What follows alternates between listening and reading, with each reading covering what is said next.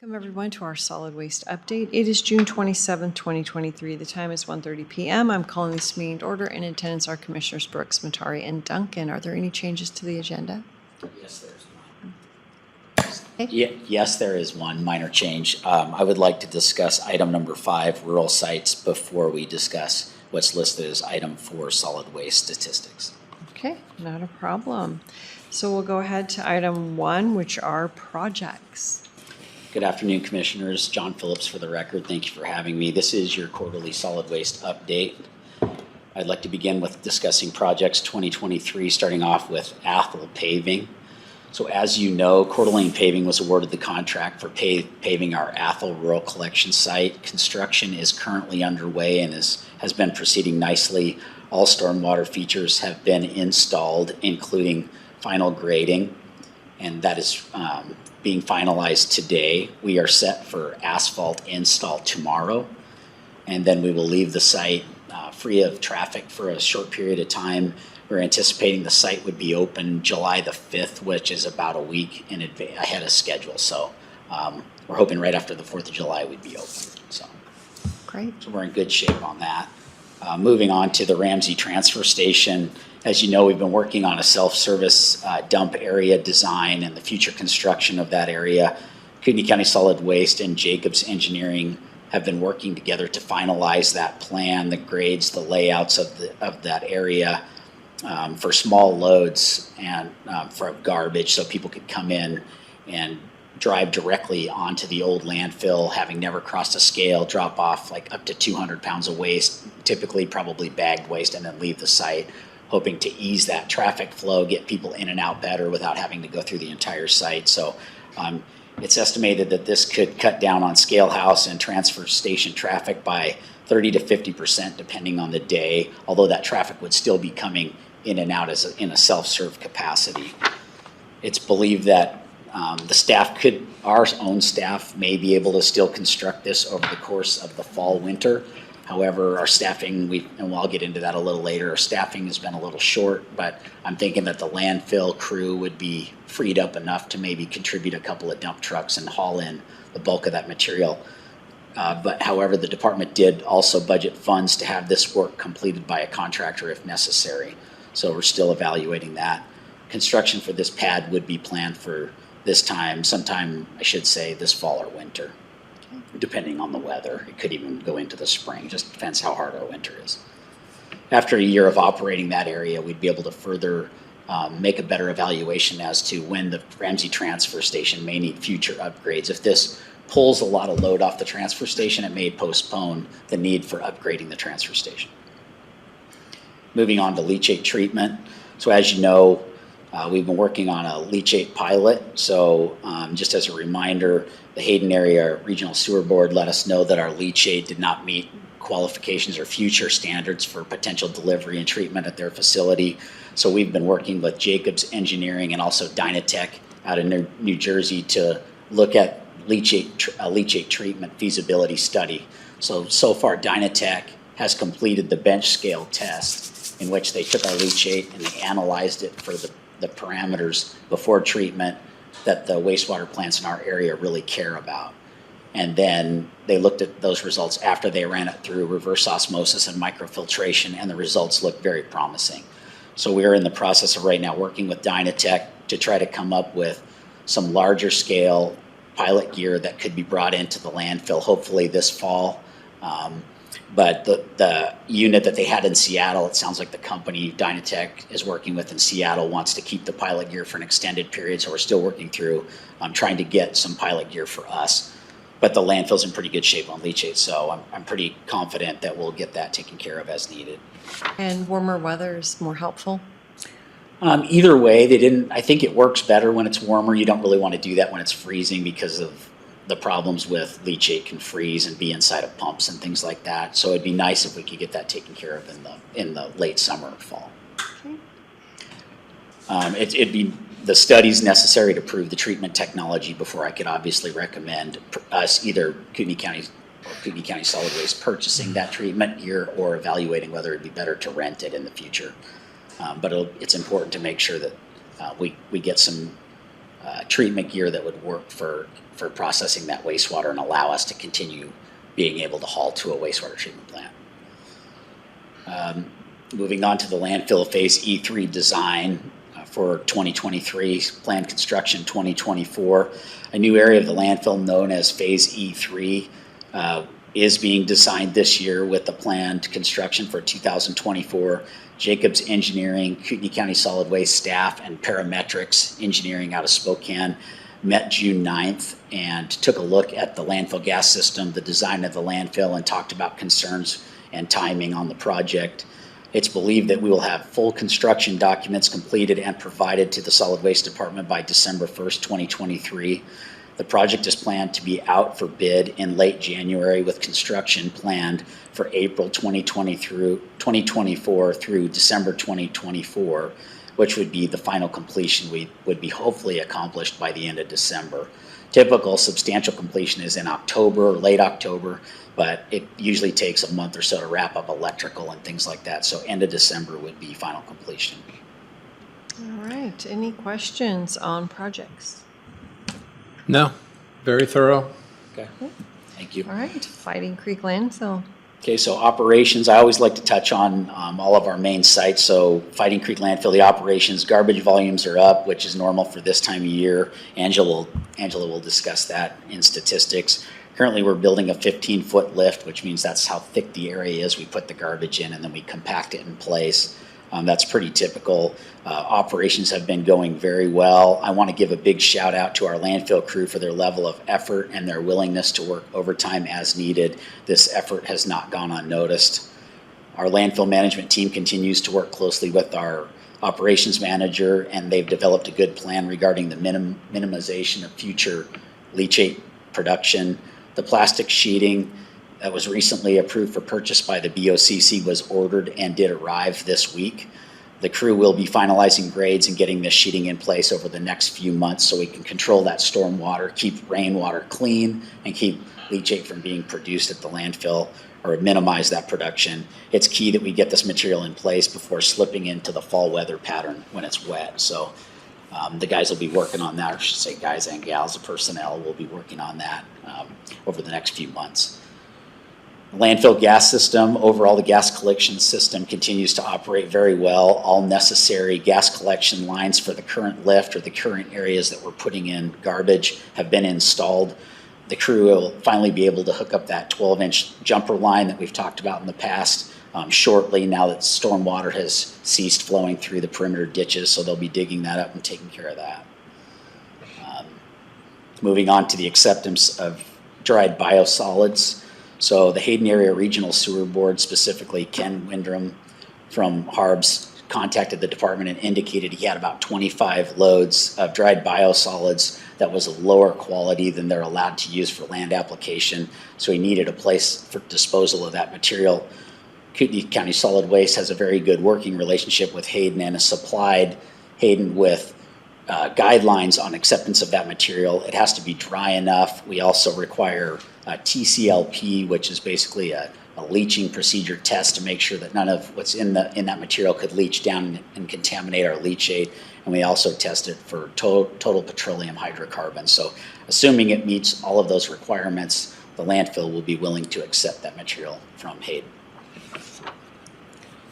All right. Any questions on Fighting Creek? No. Okay. Transfer stations. Transfer station operations have been very busy, especially on days of nicer weather. You've noticed the traffic, and this is typical for this time of year. Our crews have been doing a great job at both of the transfer stations, and operations have been very smooth, and especially considering how short we've been on employees. I want to give a big thank you, a public thank you, to our members at the transfer stations of our team, and thank them for what they do each and every day in the solid waste department. Many of our transfer stations employees have been working extra hours as needed to help out at the facilities. And the department really does appreciate their level of effort and dedication. And with that, I'd like to move on to staffing levels and recruitment, which will describe some of what's going on and the shortages that we've been facing. Solid waste department, like other departments over the last few years, have seen quite a bit of turnover, and had difficulty replacing some of those positions. Recently, we've been able to hire a couple of new employees, but have also continued to experience resignations as well. Currently, we have 9 open full-time positions within the department. That's 6 solid waste technicians, 1 equipment operator, and 2 of our environmental technicians.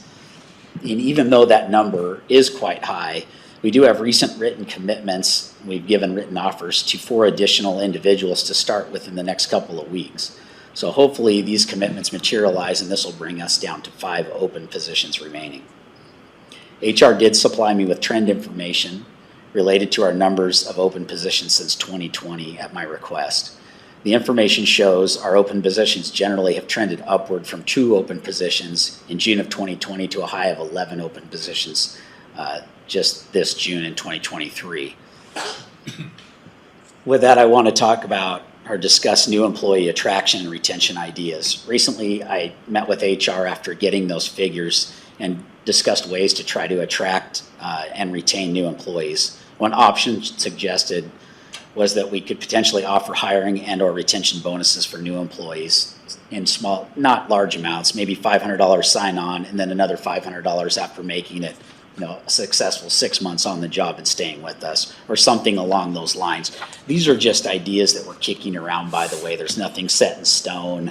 I don't have any intentions of coming to the board with these ideas right away, and I know you have plans this fall with the FY24 budget coming up, but I do want to make you aware that the department is looking at these things and that we're serious about trying to retain employees and attract employees. So another option may be to hire new people at higher steps as permitted via the policy, but because of our sheer number of employees in lower steps, compression could affect approximately 24 of our current employees.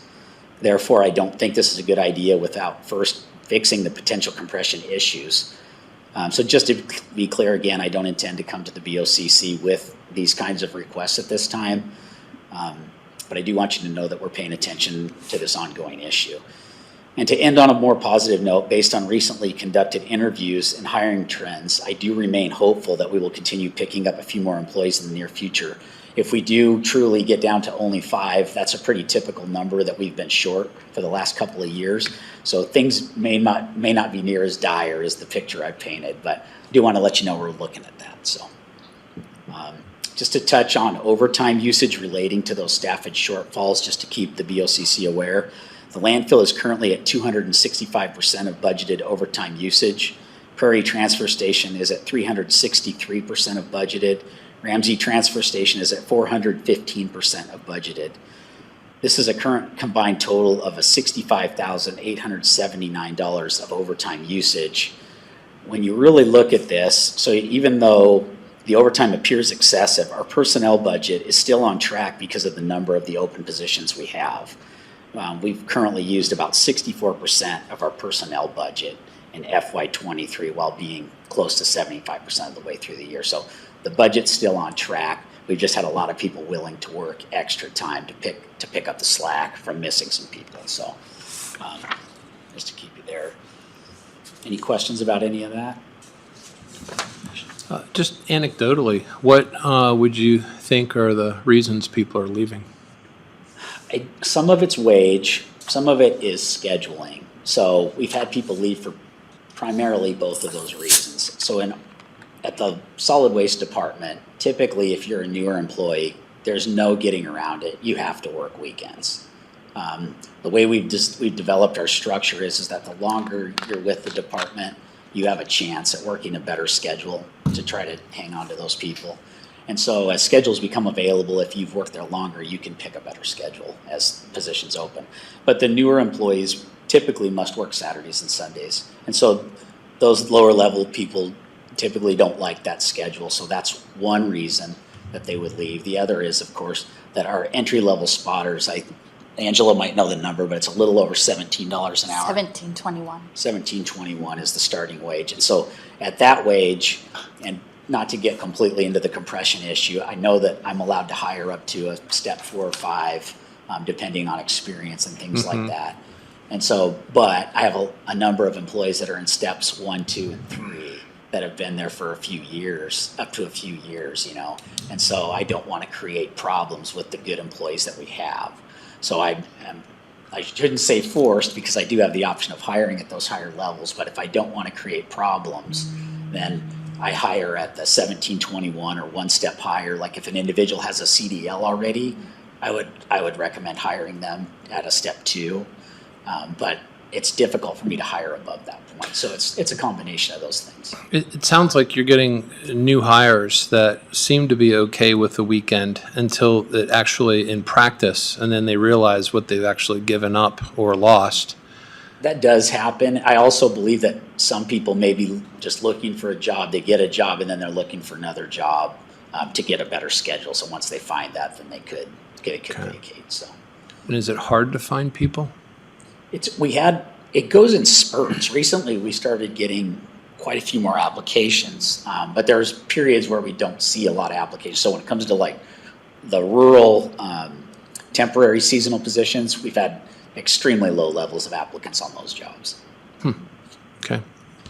The other tough part, I mean, they are working in the weather every day. So, I mean, there's sun, there's rain, there's snow, all of it. So when you get some of those extremes too, some people can be like, Kind of weeds them out. might not be what I wanted. Yeah, that's Things true. like that. Yeah, okay. Yeah. All right, anything else on recruitment? No, thank you. All right, rural sites? So moving to rural sites operations, Sunshine Recycling continues to do a good job with the haul of the refuse from the rural collection sites to the transfer stations. The sites have been looking very good, and the levels of abuse have continued to be fairly low at most of our sites. We still obviously have issues at the sites, the unstaffed sites around the county. But the Sheriff's Department continues to do an excellent job patrolling and educating the public at these different sites that are located throughout the county, and we have seen the sites be in better condition than previous summers. So kudos to the Sheriff's Department for that. And then moving on to the seasonal positions, which directly relate to some of these rural sites. Kootenai County Solid Waste continues to have difficulty filling those seasonal positions despite those increased wages, and we did move those wages up. Right now we have 2 part-time seasonal employees on board and 2 full-time seasonals. We had another part-time, but he had some minor medical issues in which he had to leave his position. We're hoping just temporary, but we're not 100% sure. So the department is still looking to fill a couple more of those spots if possible. The landfill seasonal position, we never did get anyone to take that despite raising that wage either. So had some tough times with those seasonal jobs. Any questions about any of that? With that, we'll move on to solid waste statistics. Our business and finance manager, Angela Bergeson, will be presenting that section. Hello, Commissioners. Angela Bergeson for the record. And I just have some general statistics for the landfill and transfer stations as well as rural sites from comparing January through May of 2023 to what it was last year of the same time period. So I'll just kind of go through. Ramsey, traffic is up all over.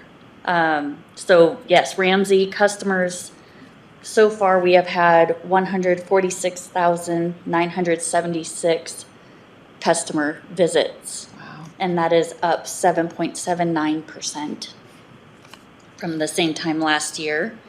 Tonnage is also up, so we, of course, let's see, tonnage is 58,105 tons, which is up 4.17% from the same time last year. And as far as May, that was our highest monthly total customer count ever. And same with the tonnage ever in 1 month. So it has increased a lot this year. As far as Prairie is also up. Let's see, customers we've seen are, 84,163 customer visits, and that's up 6.27%. Tonnage is 38,092, up 7.10%. And so while customer counts at Prairie, the highest that we had of customer counts was May of 2020. So we didn't hit our high on customer count, but we did hit the highest ever at Prairie for tonnage in May. So plenty of waste coming in. Factors of why this may be, Well, of course, growth in the area, as well as wonderful weather. People are out and about, they're doing their projects, and as you can see on the weekends when we don't have as much commercial coming in those days, but that's when you have your homeowners on the weekends doing all their projects, and we have plenty of traffic on the weekends for them. The landfill itself, the tonnage, so the tonnage of that went to the landfill is 86,184 tons, and it's up just 1.44%. So that means a lot of it is still getting funneled through the different avenues. We have wood going in the wood waste, metal going to metal, our recyclables going out as recyclables, tires to tires, things that we're keeping out of the landfill. So the system is working exactly how we like it to this time of year. Let's see, of that, so what was brought to the landfill, part of that, 1,320 tons, a little over that, was hauled directly to the landfill by contractors. So that's those large projects coming in directly to the landfill and not going through the transfer station, which of course saves a lot of handling and traffic at the transfer stations by them doing that. Rural sites, that's where we're down a little, which is, and we'll see that again too. We'll see it continue to go down, especially with Athol not being open. That's going to affect our statistics of what we typically see this time of year. So customer visits at Athol and Chilco, we've had 78,834 site visits, which is down 4.7%, which is, let's see, 3,872 visits. So still not bad. Quite a few visits there, but it is down. Tonnage, so what comes in off of all of our rural sites so far this year is 5,404 tons, which is down 9.8%. So that is better control at those rural sites. We aren't getting we aren't having the problems. People are using it for what it's intended to versus having the abuse. So it's been going really well, and the stats show it. Okay. Any questions on any of that? No, thank you. Okay, you're welcome. With that, I think that would conclude our solid waste update, our quarterly update for the BOCC. All right, well, I would call for a public comment. Anybody on the line, Jonathan? Anybody joined us by phone to comment on solid waste update? Okay, nobody in person, so 1:52 meeting adjourned. Thank you. Thank you. I feel